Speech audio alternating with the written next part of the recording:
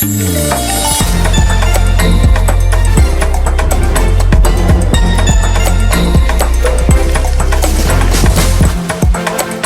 right, now thank you so much for staying with us here on Politics and Power. Once again, my name is Brian Amwai, and this is the discussion we are having tonight. What are we talking about? We're talking about the battle for Nairobi.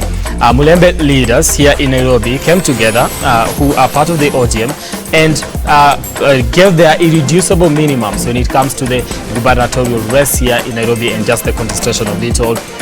We are just going to get into the details of that, what exactly that means, and why they came together to make those demands to ODM party leader Raila Odinga. Now, this comes just a few days after, or rather a day after Polycarp Igathe was announced that he could actually be running for governor and Tim Wanyonyi to become his deputy. Those are just proposals, but we're going to get into the details of that. My guest in studio is not new to this show. She is a resident of this show and helps us just get deep into matters politics of the day and what is happening in the political arena. She is an aspiring member of parliament for the Dagoretti North constituency, and also she is the current nominated member of County Assembly here in Nairobi. Thank you so much, Mary Ariviza, for joining us tonight on this discussion. Thank you. All right. Now, I want us to start because you were part of the Mulembe leaders who are today giving their irreducible minimums when it comes to who should be the flag bearer when it comes to the gubernatorial seat of Nairobi. And you are saying we want Tim Wanyonyi for senator, we want Edwin Sifuna. How did this come about? I think we were quite in shock as a people. We have had, we are in ODM, we have no doubt who is our presidential candidate. Okay. And that is Baba. And in fact, everywhere we are going, those of us who are vying in any seat, we are saying Baba the fifth, apart from campaigning for ourselves. So it was in shock that we got to know that there is a proposal for Igathe, Mr. Igathe, to become the governor.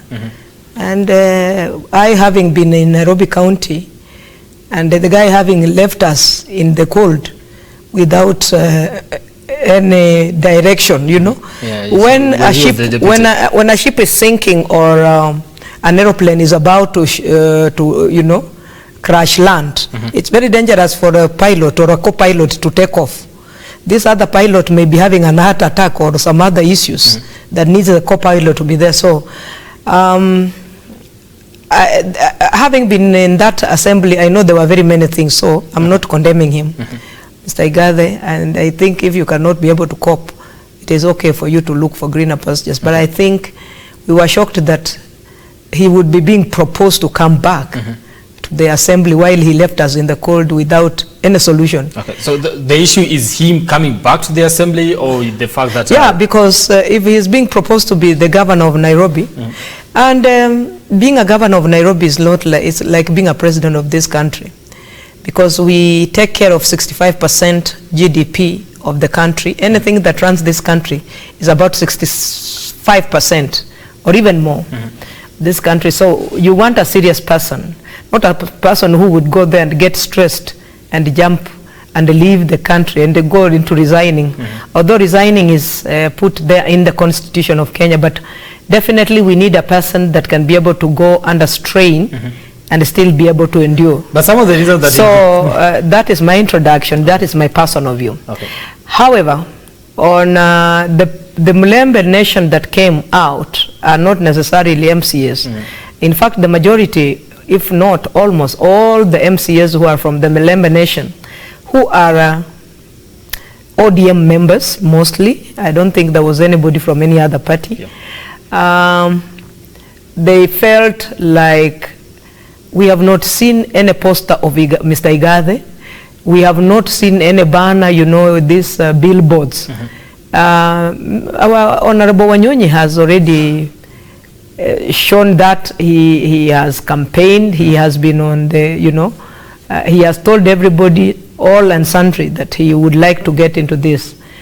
The least of it is that he's the only person in ODM party that was able to put in his nomination. And so we felt actually as lawyers slighted art, because it cannot just be decided in a boardroom where people just sit and they decided that we are bringing Igathe and you can be the deputy. Why not the other way around? No, why not have, have Igathe to become a deputy? And I think he's a great man, but he should have Wanyonyi, who has endured Westlands politics in Nairobi, and probably if he's his deputy, then he can be able to come in at another time. So a person that has been interested, a person that should have already been given not the M ticket because he was the only one, we felt like we needed to air. And that crowd that you saw was not premeditated. It was an impromptu. I mean, it was an impromptu crowd. And so it shows how affected the Mulembe are. And this comes in the light of the fact that Baba is going to be the 5th president. Our brothers, I know from Central and maybe from also Ukambani, are looking for deputy. So we, the Luyas, who are I think the majority voters in Nairobi, really, what are we up to? And so that's why we needed to say the fact that we are normally generally very nice. Mulembe means peace. It doesn't mean that people should now walk all over us so you and eat whatever they want. They've been walking all over the Luya community here in Nairobi when it comes to just making decisions on leadership. We can easily be overlooked because we are not aggressive. Okay, some of us individually are aggressive. We are go-getters. But the general outlook of the community is that we are nice people. We will not react to anything. We will not say anything. So I think that was the underlying reasons. All right. Now I think I need to take a short break here, just a small break, so that we come back and just dig deep into what exactly that means for the party. If you all are threatening, and if at all these irreducible minimums are not met, what happens then? All right.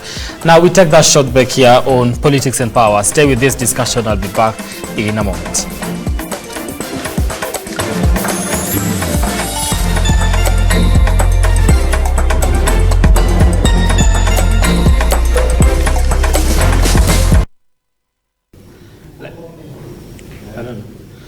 On a serious note, if they say